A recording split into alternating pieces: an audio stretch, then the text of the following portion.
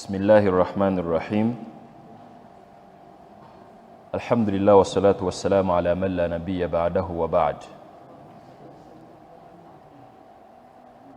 Praise is due to Allah subhanahu wa ta'ala. May His peace and blessings be bestowed upon our beloved Prophet Muhammad sallallahu alayhi wasallam, the one who fought tooth and nail for Islam to get to every corner of the world.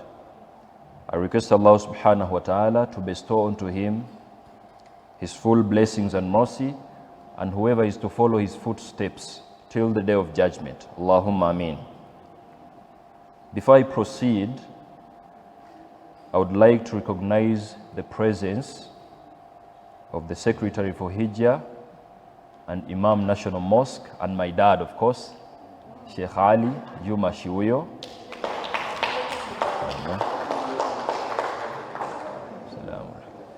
Secretary for Zakah, my other dad, Dr. Ziyad Saleh Luganda. Secretary for Religious Affairs, Sheikh Murshid Luwemba. Secretary for Youth and Women Affairs, Sheikh Radhiya Namakula. Protocol observed. Abampuliriza ab'ebitiibwa, omukyala mu Busiraamu, when we talk about a lady, babadde babagamba wano okusanyuka about the Dignity Day launch 2022. I would like to take you back 1,000 years back to check what was the status of a lady. Abamanyi ebyafaayo mukimanyi how the Arabs used to treat ladies. I recognize the arrival of Sheikh Imran Sali. Barakallahu fikum. I would like to invite you okubannyonnyola embeera omukyala gye yayisibwangamu emyaka egy'emabega. Abawarabu abo sina bawarabu bokka, wabula mu byafaayo byonna ebikadde tewaliiwo kitonde mu bantu kyali kiyisibwamu maaso nga kitonde kikyala. Allah n'atuuka n'okukimensioninga mu Quran, suratu Nahl, nti abantu we baatuuka okufuna abaana abawala, wa idha bushira bihi ahaduhum min untha, abantu we bafunanga abaana abawala, omanyi kye baakolanga? Baakirabira ddala nti this is something ekigenda okuba misfortune, ekitaliimu mukisa wadde, ne batuuka n'okwebuuza ayumsikuhu ala hunin am yadussuhu fi turab ala saa ma yahkumun. Nga Allah atunyumiza tibalina options bbiri. You either live with this female girl ng'oli muntu wa wansi, and the second option that they opted to ey'okuziika omwana ono omuwala nga balamu. And many of them, that's what they used to do. Nga sebo beeziikira abaana baabwe abalamu. This was how a lady was treated way back. And when Islam was in place, ne bujjawo oyo katemba yenna. Ekisinga n'okuneewuunyisa. Check out this before I take you through what I'm here for. Even when a lady was old enough, he wasn't respected.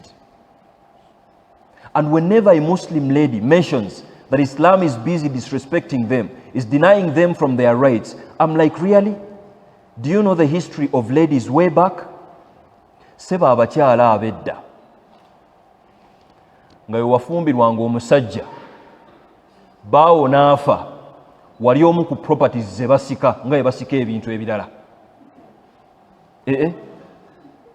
Mukyala gwe ebiseera ebyo ng'Obusiraamu tebunnaba kujja, mu history yonna ng'omukyala ssebo alinganga kikopo oba mmotoka, ng'abasajja bakulu basisinkana and they are like having a discussion, ne bawayaamu awo ti mukyalawo nga mulaba munene bulungi, olabye otya ng'omumpademu ewiiki nange nkuwemu owange omutono ewiiki sebo ng'ekyo tekirina buzibu era ne bagiwanisiganya abakyala we batyo era kyaliwo obu nabo bwali bufumbo ssebe ebiseera ebyo ng'omukyalo kati ali ku mulembe ebiseera ebyo.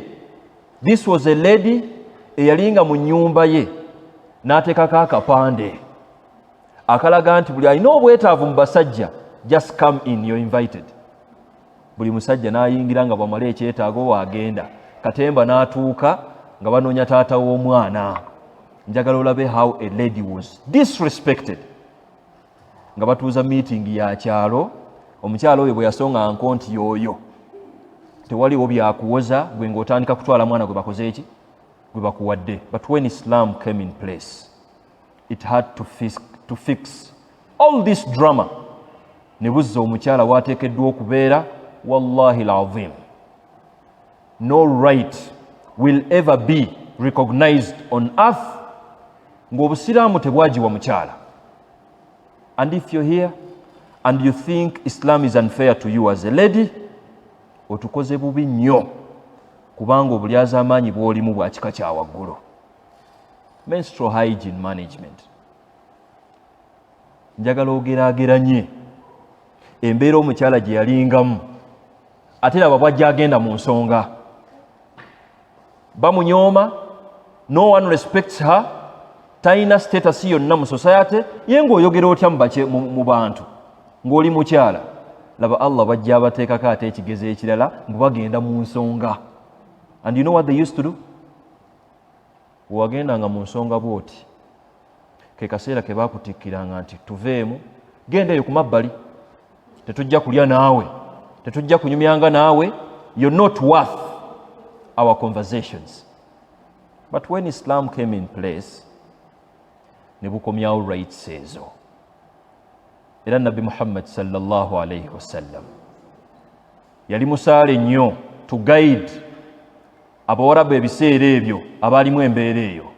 Si bawarabu bokka, n'abafaransa nabo balina embeera eyo. Persians, they were also in the same world. Naye olwaleero alhamdulillah, ladies are rightful. You have even rights to claim, and thanks to Allah and His beloved Prophet Muhammad sallallahu alayhi wasallam. Al-haid, menstruals, ensonga. Munansonyiwa sigenda kuba muwemu nnyo mu bigambo kuba nange nina ekitiibwa ekyokukuuma. Naye abakedde bwe tunaagamba ensonga oba reasons ng'omanya kye tukola ki kye twogerako, just for the purposes of the session. Kye bayita menses oba al-haid y'embeera eva mu mukyala ze tuyita ensonga okubikkabikkako nga zimuvaamu buli mukyala mu mbeera ye. Relatively, buli mukyala alina akaseera kagenderamu, buli mukyala alina akaseera kakola ki kavaamu. Fahuwa damun tabi'i, y'embeera eva mu mukyala nga it's normal, ng'embeera eyo weekuvaamu. You don't have to look for a doctor akuwa amakerenda erekera awo. But it's normal, and every female ali normal omusaayi ogwo egumuvaamu tubala nti kati ali mu kkubo mu mbeera banaatu Hawa abakyala bonna gye bateekeddwa okuba nga bayitamu. Ekyo kiba kisooka okuba nga tumanya. Ekyokubiri, embeera eyo eva mu bakyala eyina ebitendo byagwo. Ebitendo byagwo byawukanira ddala n'ebitendo eby'embeera endala etali eyo. Era obusiraamu okumanya bwagendera ddala okuba nga buvuunula ensonga eno ne bukinnyonnyola n'okukinnyonnyola ti yakhruj min rahimi al-mar'a, embeera eyo eviira ddala mu nnabaana bw'omukyala. Batugambye waneeno Sheikh Aluma nti scientifically omukyala bw'agenda mu nsonga, y'ensonga lwaki ssebo ndi wano njogera. Singa sikyaliwo tewaliwo yandibadde, naawe kennyini mukyala gwe tewandibadde wano kati obusiraamu nga bukijjayo nga bukinnyonnyola nti embeera eyo ya bugumbwa. Every lady agiyitamu era si kamogo eri omukyala okuba nga agenda mu nsonga. Ensonga ey'okubiri lahu raiha, embeera eyo eva mu bakyala erina akawoowo kaayo kanjawulo okuva ku kawoowo akalala, okuva ku musaayi ogwa bulijjo ogumanyikiddwa. Akawoowo kaagwo tukayita kawoowo oba tukayita ki? Nawo kaba kalala, kaawukanira ddala era kabyawula ku mbeera endala okuva ku musaayi ogwa bulijjo. Pointi ey'okusatu gye njagadde okwogerako, bidayatu sinni al-hayd. Myaka emeka omukyala oba omuwala gy'atandiikiramu okuba ng'agenda mu nsonga? Tewaliiwo myaka gyankalakkalira ti bw'otalaba mwana wo ku myaka 6 nga tagigenzeemu ng'omanya otandika kwenoonyeza ddagala, genda mu basawo ba kinnaasi bakubulire lwaki omwana ono tava gy'ali. Tewaliiwo myaka gyankalakkalira mukyala gy'ateekeddwa kuba ng'akola ki? Aviiramu mu nsonga. Wabula okusinziira ku mukyala environment gy'alimu, akuza atya, bamukutte batya. Ya salaam.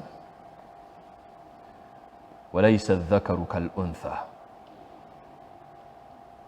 The way we nurture and we bring up a girl child si engeri y'emu gy'okuzaamu omwana omulenzi. Ekyo nakyo oyagala nkikugambe nti obusiraamu bwakiraba ti buli alina omwana omuwala.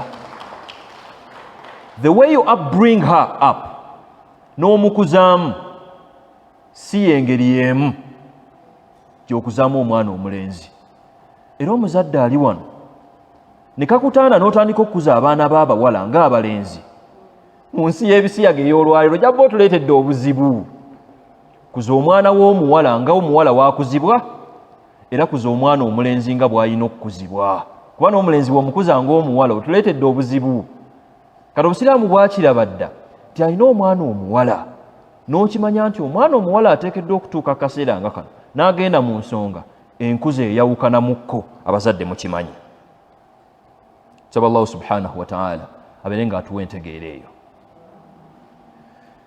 Inna ahkama al-hayd allaqaha Allah wa rasuluhu sallallahu alayhi wa sallam ala wujudihi. Amateeka gonna, all verdicts that govern menses, indeed Allah subhanahu wa ta'ala allocated them together with his Prophet Muhammad sallallahu alayhi wa sallam with the presence of the menses. Nti omusaayi ogwo bwe gujja, amateeka we gatandika okukola ku mukyala ag'enjawulo. We gutabaawo, amateeka tegakukwatako. Y'ensonga lwaki tulindirira bulindirizi ti omwana ono agenzeemu oba tagenzeemu, bw'aba yeekoonya akagere nga tugamba nti amateeka gamukoleko. Njagala olaba obusiraamu we batottola ensonga zino. Tewaliiwo njigiriza yonna gy'ogenda kusanga ng'ettottola embeera eno ng'obusiraamu we bwagirambulula. Muddatul hayd. Omukyala amala bbanga ki nga yeekoonya akagere? Abayivu aba jurisprudence oba kye tuyita fiqh bakirambulula bulungi nti ebiseera ebikyasinze okubeera ebitono omukyala byagendamu mu nsonga ze yawmun wa layla, kiro kimu n'olunaku lumu. Kisobokera ddala omukyala ne yeegenderamu n'abivanamu ng'amaze. Ate ebbanga erikyasinze okubeera eddene alal ghalib ennaku 15 wa fi riwaaya 14, size wiikisi 2 ezo lyebbanga erikyasinze okubeera eddene. Naye Ibn al-Uthaymin rahimahullah yakyogerako ng'atunnyonnyola ti mina nisaa'i man la tahiidu aslan. Kisobokera ddala okusangayo omukyala ng'ebyensonga tabimanyi nabbimanya, tabigendanga namu, gyekiri. Wa minhunna man tahiidu saa'atin thumma tathur. Ate mu bakyala mulimu abasobola n'okugendamu obugenzi saawa mbalaawo n'akivaamu n'atakiddamu. Nakyo kisobokera ddala. Kati ezo embeera nazo oteekeddwa okuba ng'ozimanya. Alaamatu tuhur. Omanya otya nti otukudde mukyala ggwe? ng'ovudde mu nsonga omanya otya ndowooza olaba obusiraamu bwe bwalambulula ensonga eno. Where are you going to find this guidance? Ng'abagezezzaako okuleeta guidance ng'eno, all they do is to use vulgar language okubanga basomesa ne bavaamu okubanga batoononedde abaana. Kituufu oba si kituufu? Naye se obusiraamu ne buvaayo ne bulambulula ensonga eno n'ekitiibwa n'ensa.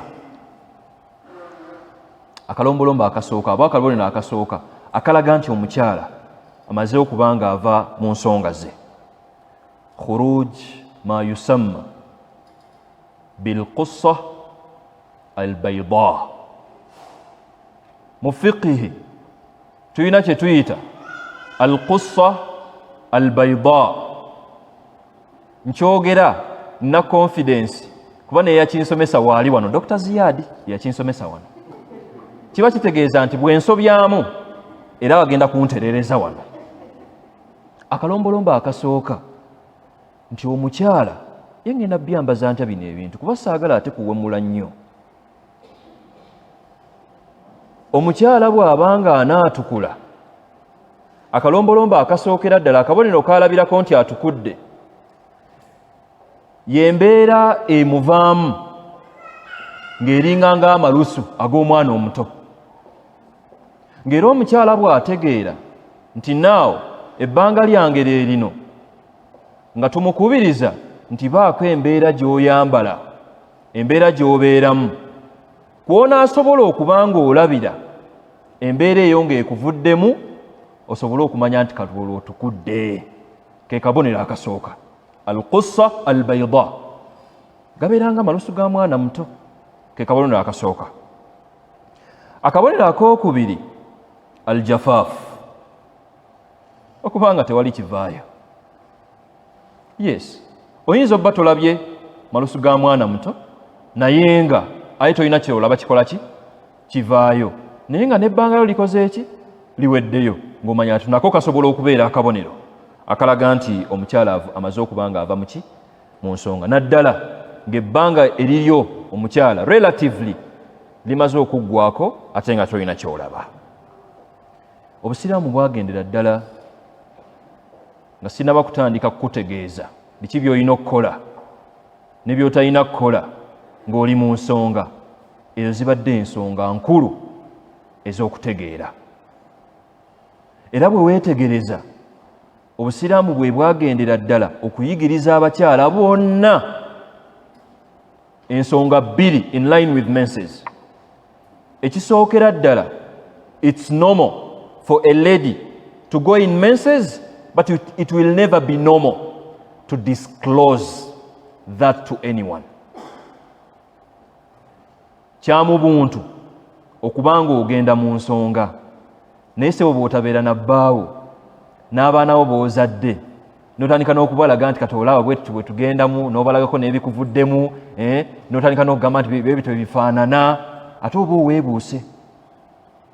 Kati obusiraamu ne bukikutendeka ti ensonga esookera ddala ku mukyala anaagenda mu nsonga at-tuhur, obuyonjo nsonga nkulu.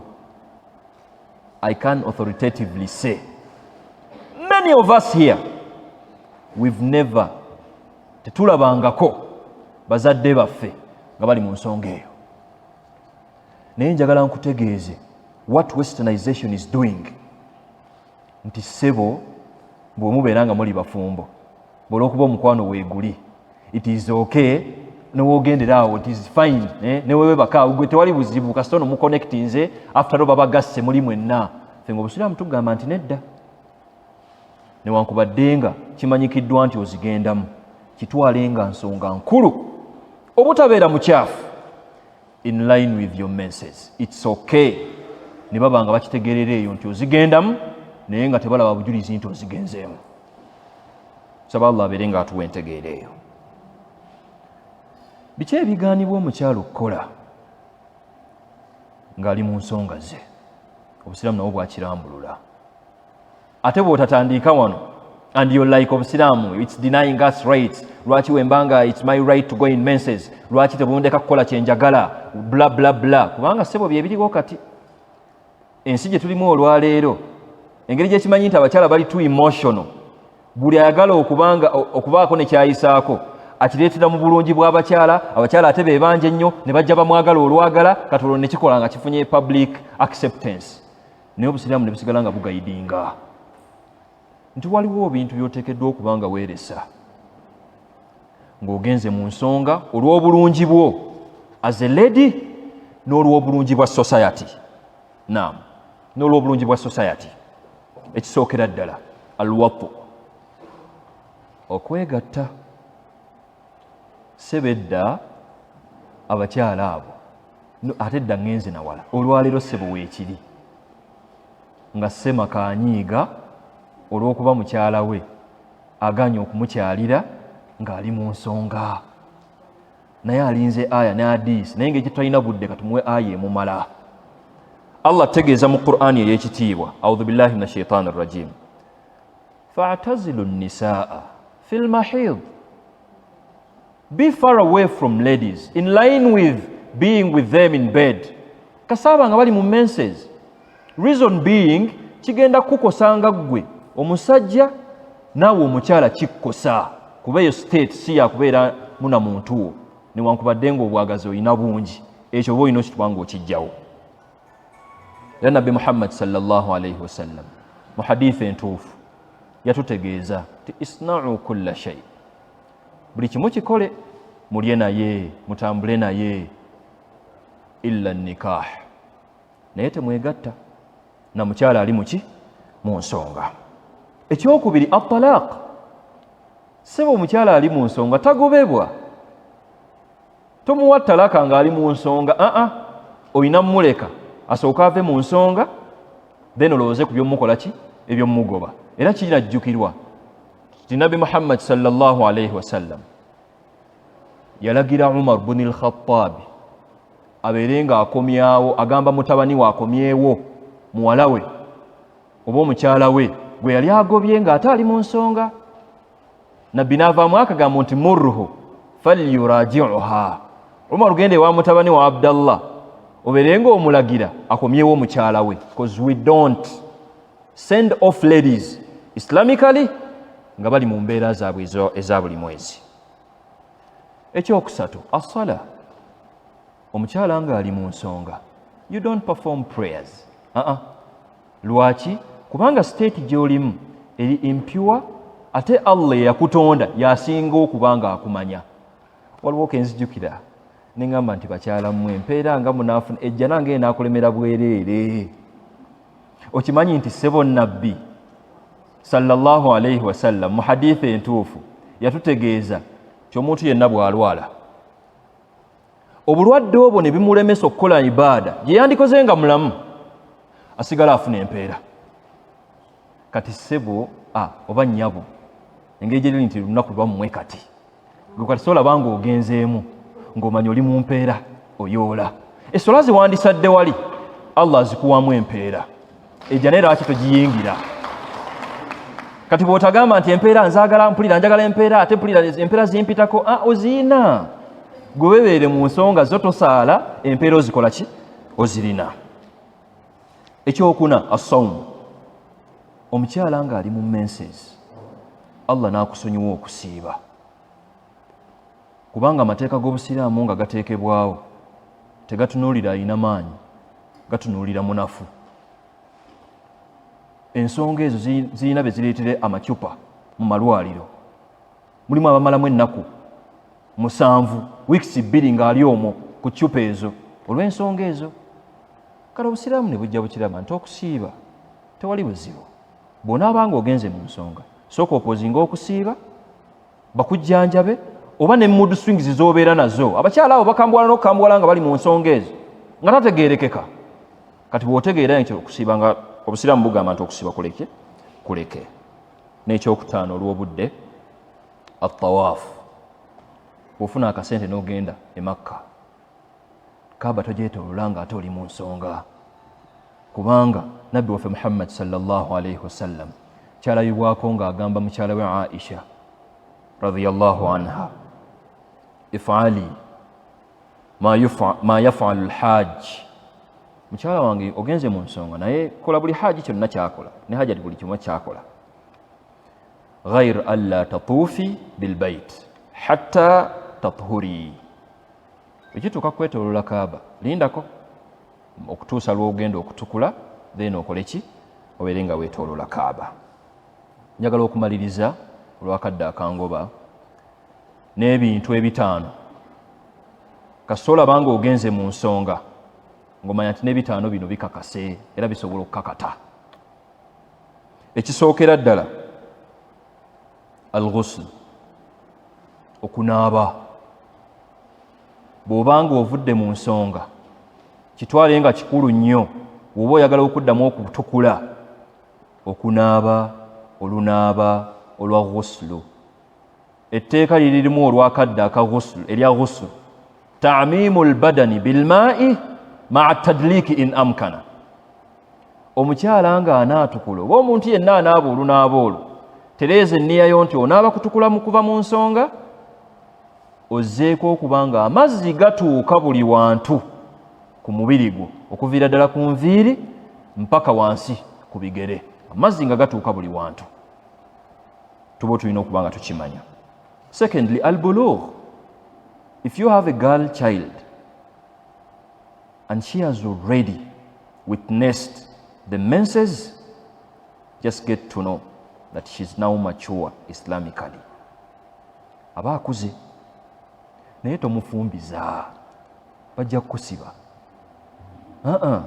Si kye kitegeeza bwe mutantegeera bubi n'ompaayo nja kwegaana wa Allah, wabula kitegeeza ng'omuzadde tandika okumukwata ng'omwana akuze kubanga obutonde buba butandise okukulaga ti nendera ekyukemu ng'omwana ono omulaga ekyokkola. Ekyokusatu al-i'tidaadu bihi. Omukyala nga ensonga zino okumanya nkulu tusobola ozikozesa okumanya kye tuyita al-idda oba waiting period, okumanya nti kati osobola okuddamu okukola ki okufumbirwa. Ekyokulabirako ekyangu oyawukanye ne bbaawo. Allah yakugayidinga dda nti abantu abo abaawukanye ne babba baabwe batuule entukula 3 thalathata quru, entukula mmeka 3.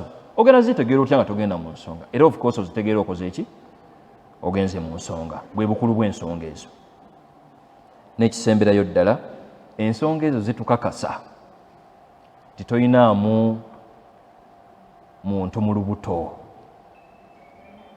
Era bw'obeera muwala ng'obadde ozigendangamu ogenda okulaba tezikyadde ku luno, omanya nti kirabika waliwo omugenyi ali mu lubuto. Naye bw'ozigendamu ng'omanya nti omugenyi teyakyadde, tutegeera tutya? Ensonga zino ze zitulaga okukola ki? Saba Allahu subhanahu wa ta'ala abeere nga atuwa entegeera eyo.